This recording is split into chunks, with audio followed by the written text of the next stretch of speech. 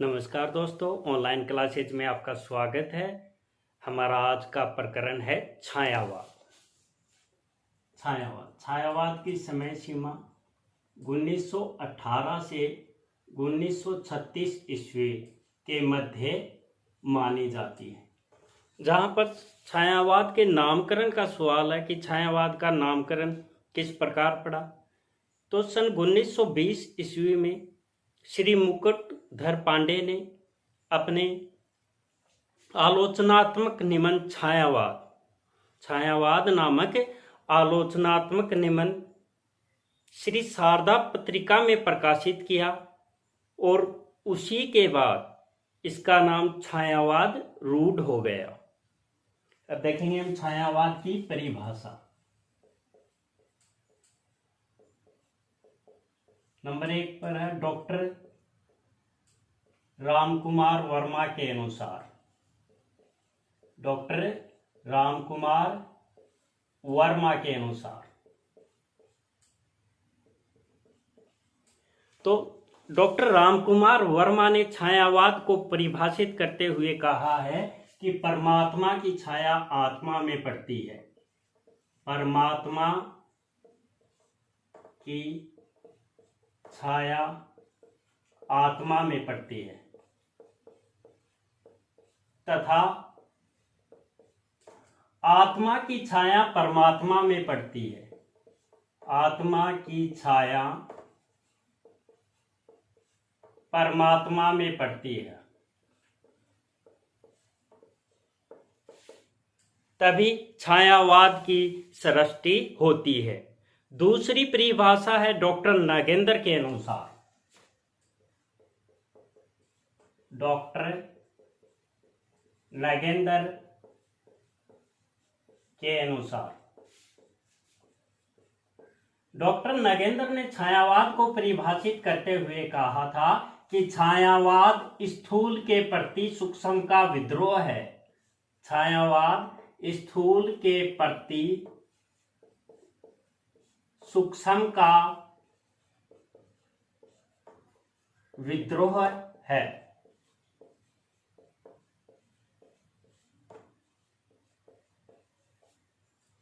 अन्य विद्वान है वो छायावाद को रहस्यवाद के अर्थ में भी मानते हैं। परिभाषा के बाद अब हम अध्ययन करेंगे छायावादी काव्य की सामान्य प्रवृत्तियां या विशेषताएं। छायावादी काव्य की प्रवृत्तियां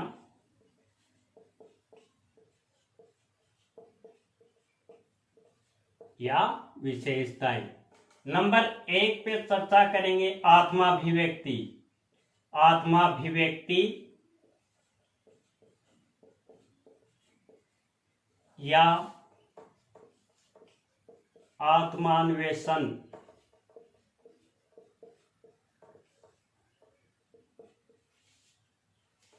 द्विवेदी युगीन सामाजिकता के स्थान पर छायावाद में व्यक्ति की आत्मा की आवाज को प्रखर माना गया है, उसकी आवाज को प्रमुख माना गया है।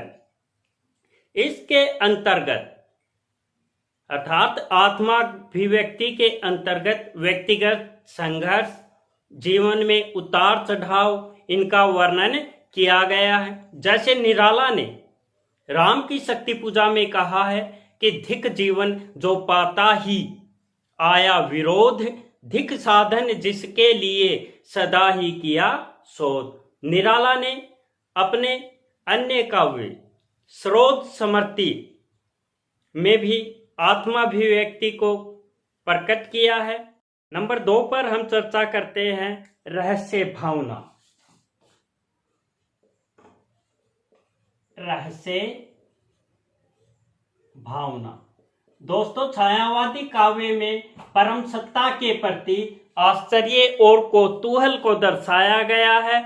महादेवी वर्मा की ये पंक्तियां देखिए। मिला कहाँ वह सुख जिसका सौपन देखकर मैं जाग गया, आलिंगन में आते आते यो मुस्कुरा कर भाग गया। दूसरा उदाहरण देखिए, मेरी आहें सोती हैं उन होठों के ओटों में, मेरा सर्वस्व छिपा है उन दीवानों की चोटों में। इन पंक्तियों में क्या है? उस परम सत्ता के प्रति कौतूहल है, आश्चर्य है, रहस्यमयी भावना विद्यमान है। 3 पर हम चर्चा करेंगे वेदना एवं विरह की अभिव्यक्ति। वेदना एवं विरह की अभिव्यक्ति।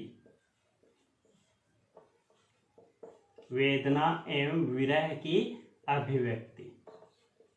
छायावादी काव्य में वेदना एवं विरह की अभिव्यक्ति को दर्शाया गया है। महादेवी वर्मा की ये पंक्तियां देखिए, मैं नीर भरी दुख की बदली, मैं नीर भरी दुख की बदली,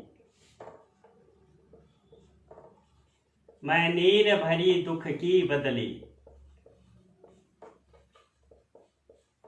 विरह की पंक्तियां देखिए, मिलन का नाम न लो मैं विरह में चूर हूं, मिलन का नाम न लो, मिलन का नाम न लो, मिलन का नाम न लो, मैं विरह में चूर हूं, मैं विरह में चूर हूं। इन सब पंक्तियों में इनमें विरह एवं वेदना की अभिव्यक्ति हुई है। 4 पर हम चर्चा करेंगे प्रकृति चित्रण कि छायावाद काल में प्रकृति चित्रण कैसा था। प्रकृति चित्रण, प्रकृति को आलंबन, उद्दीपन तथा मानवीकरण रूप में दर्शाया गया है। आलंबन, उद्दीपन तथा मानवीकरण रूप में प्रकृति का मानवीकरण कर दिया गया है, मानवीय आरोप कर दिया गया है। जैसे उदाहरण के तौर पर हम देखते हैं, दिवसावसान का समय था, मेघ में आसमान से उतर रही थी वो संध्या सुंदरी धीरे धीरे धीरे। या दूसरी पंक्ति है, अंबर पन घट में डुबो रही तारा घट उषा नागरी। इन सब में क्या है? इन पंक्तियों में प्रकृति का मानवीकरण कर दिया गया है। 5वां बिंदु हमारा है मानवतावाद। मानवतावाद दोस्तों, छायावादी काव्य में त्याग, सहानुभूति आदि मानवीय मूल्यों को स्थान मिला है तथा लोक मंगल की कामना इस काव्य में की गई है। लोक मंगल की कामना इस काव्य में की गई है। कामायनी जैसा महाकाव्य, प्रसिद्ध महाकाव्य है, वो लोक मंगल की कामना की श्रेणी के अंतर्गत ही आता है। दोस्तों, अगले बिंदु की हम चर्चा करेंगे दार्शनिकता। दार्शनिकता, छायावादी कवि थे, वो वेद उपनिषद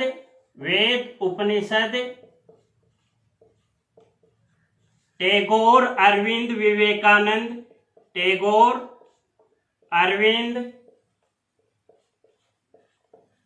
विवेकानंद आदि के विचारों से प्रभावित थे और उन विचारों से प्रभावित होने के कारण उन्होंने दार्शनिकता को अपने काव्य में स्थान दिया है।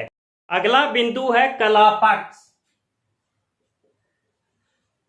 कला पक्ष के अंतर्गत छायावादी काव्य में बिंब, प्रतीक, बादल जैसे प्रतीक,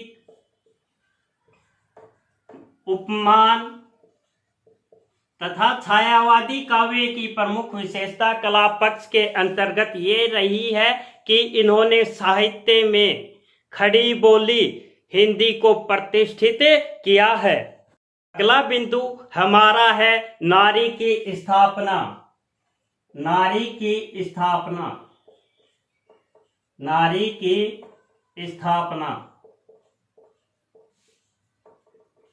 छायावादी कवियों ने नारी को माँ, सहचरी, प्राण, देवी आदि रूपों में अभिव्यक्त कर कर नारी को एक श्रेष्ठ स्थान अपने काव्य में दिया है।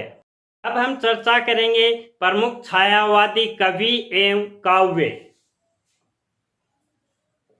छायावादी कवि एवं काव्य। नंबर 1 पर जयशंकर प्रसाद। जयशंकर प्रसाद काव्य है झरना, आंसू, लहर, कामायनी। आंसू, झरना, आंसू, लहर, कामायनी।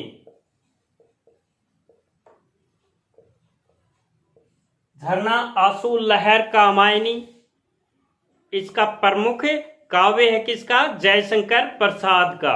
जयशंकर प्रसाद ने एक उर्वशी चंपू काव्य भी लिखा था। उर्वशी क्या है? चंपू काव्य। जो चंपू काव्य कहते किसे हैं? जो काव्य गद्य और पद्य दोनों के मिश्रण से लिखा जाए उसे चंपू काव्य कहते हैं। कामायनी के कारण इन्हें विशेष ख्याति प्राप्त हुई। कामायनी है वो उसका प्रकाशन 1935 ईस्वी में हुआ था। कामायनी का प्रकाशन कब हुआ था? 1935 ईस्वी में। कुल 15 सरक है कामायनी में। 15 सरक। लोक मंगल की कामना की गई है इस काव्य में। क्या किया गया है?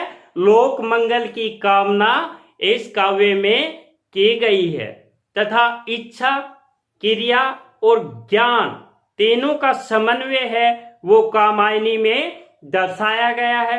जयशंकर प्रसाद है वो ब्रज भाषा में कलाधर के नाम से लिखते थे। किस नाम से? कलाधर के नाम से।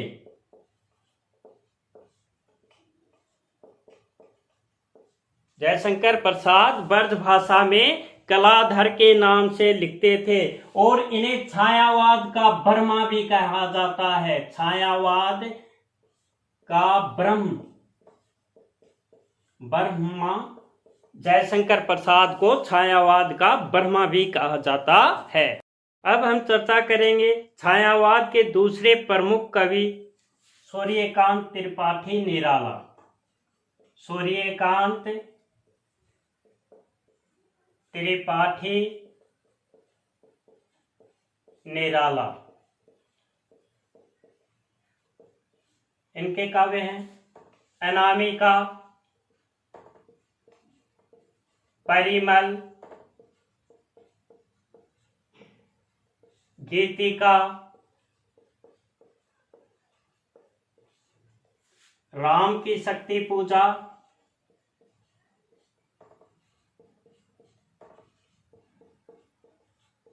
राम की शक्ति पूजा तथा सरोज समर्ति।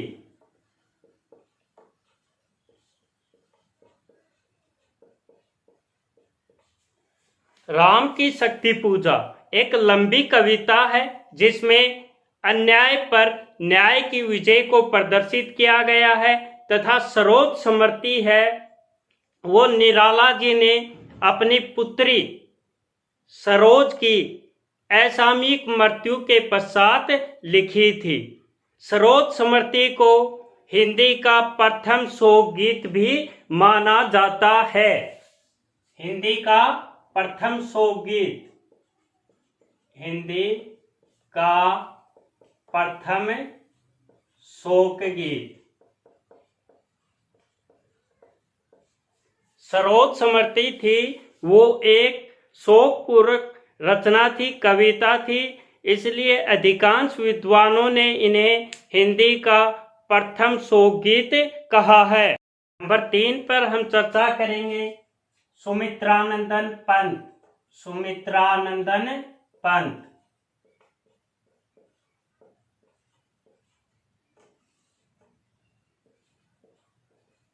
इनका प्रमुख काव्य है गिरजे का घंटा। गिरजे का घंटा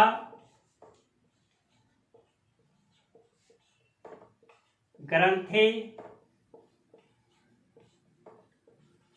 उच्छ्वास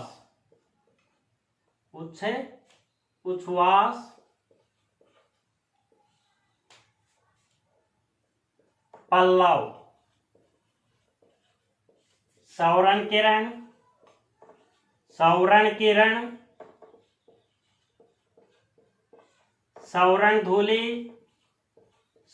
धूलि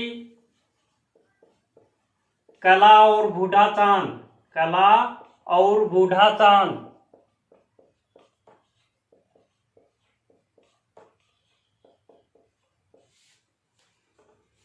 इनके ग्रंथ पल्लव की भूमिका को छायावाद का घोषणा पत्र कहा जाता है। पल्लव की भूमिका इसे क्या कहा जाता है? छायावाद का घोषणा पत्र।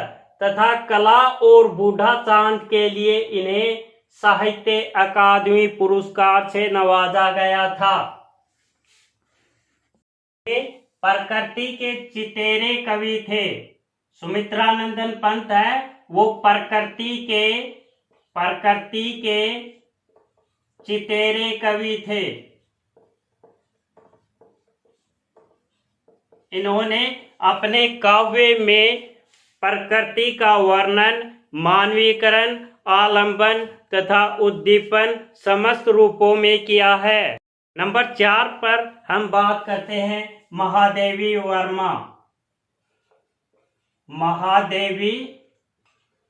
वर्मा। इनके काव्य हैं निहार,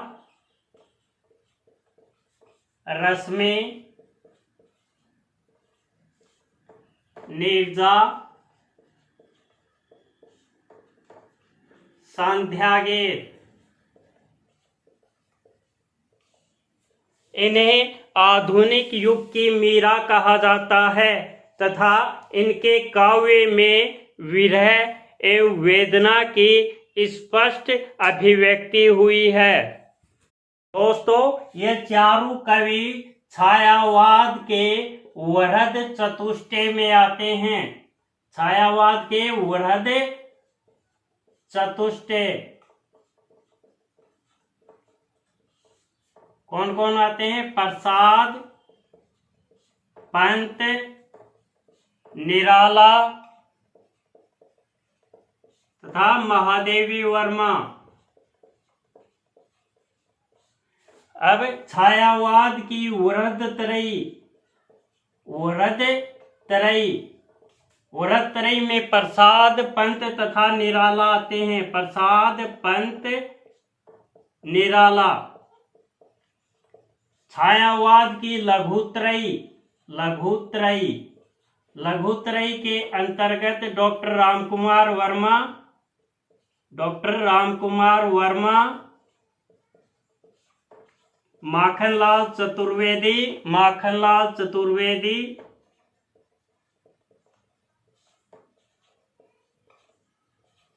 तथा महादेवी वर्मा